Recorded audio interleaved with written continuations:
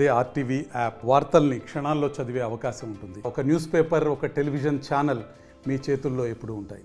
Congress party అధికారంలోకి వచ్చి సంవత్సర కాలం పూర్తి అయిన సందర్భంలో ప్రజాపాలన విజయోత్సవాలు చాలా అద్భుతంగా తెలంగాణ ప్రజలు అందరూ కూడా సంతోషంగా మరి పాల్గొనే విధంగా, అదేవిధంగా తెలంగాణ తల్లి విగ్రహాన్ని కూడా ఆవిష్కరించుకొని అంగరంగ వైభవంగా ఈ యొక్క 9 రోజుల కార్యక్రమాలను కూడా తెలంగాణ రాష్ట్రం అంతటా ఒక పండుగ వాతావరణంలో అన్ని డిపార్ట్మెంట్స్ కూడా ఇన్వాల్వ్ అయి చాలా పెద్ద ఎత్తున చేయడం జరిగింది.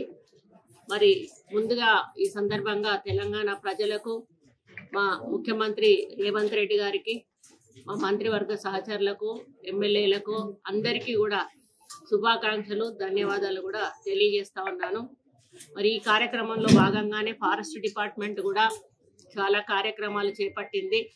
నేను పర్సనల్గా ఫారెస్ట్ విజిట్ పెట్టుకోవాలనేటువంటి ఒక ఆలోచనతోటి మరి ఈ 2వ సంవత్సరం స్టార్ట్ అయిన సందర్భంలో ఇప్పుడు గురుకులాలు కూడా ఈరోజు అన్ని గురుకులాల్లోకి వెళ్ళి ప్రతి గురుకులంలో కూడా ఒక ఆఫీసర్ ఎవరైతే కలెక్టర్ రిక్రూట్ చేస్తారో వాళ్ళు వెళ్ళి అక్కడ పిల్లల ఫుడ్ ఎట్లా ఉంది, వాళ్ళ ఫెసిలిటీస్ ఎట్లా ఉన్నాయి, వాళ్ళకి ఇంకేమైనా అసౌకర్యాలు ఉన్నాయా అనేటువంటి వాటి మీద ఒక నివేదిక సమర్పించాలని ప్రభుత్వం ఆదేశించిన మీదట ఐఎఫ్ఎస్ అట్లాగే ఐఏఎస్ ఆఫీసర్లతో పాటుగా జిల్లా స్థాయి ఉద్యోగులు ప్రతి ఒక్కరిని కూడా ఇందులో ఇన్వాల్వ్ చేసి అన్ని హాస్టల్స్కు కూడా పంపించడం జరిగింది.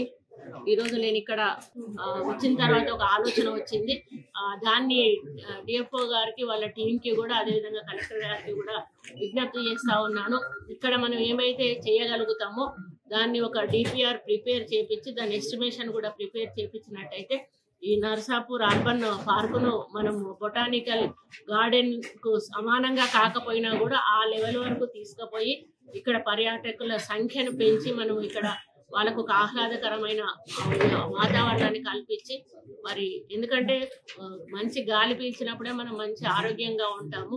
అటువంటి గాలి అనేది ఒక అడవిలోకి వచ్చినప్పుడే ఉంటుంది. అంటే వృక్ష సంపదను మనం పెంచుకోవాలి, వన్యప్రాణులను రక్షించుకోవాలి, ప్లాస్టిక్ ఫ్రీ సిటీని చేయాలి. ప్లాస్టిక్ ఫ్రీ చేసినప్పుడు కూడా మనకు అనారోగ్యాలు రాకుండా ఉంటాయి. మనకే కాదు, జంతువులు, పశువులు, అట్లాంటి పక్షులు కూడా ఈరోజు ప్లాస్టిక్ వలన ఎంతో ఇబ్బంది పడుతున్నాయి, చనిపోతూ ఉన్నాయి. మనం ప్లాస్టిక్ కూడా, సింగిల్ యూజ్ ప్లాస్టిక్ కూడా నివారించాలి, పర్యావరణాన్ని పరిరక్షించాలి.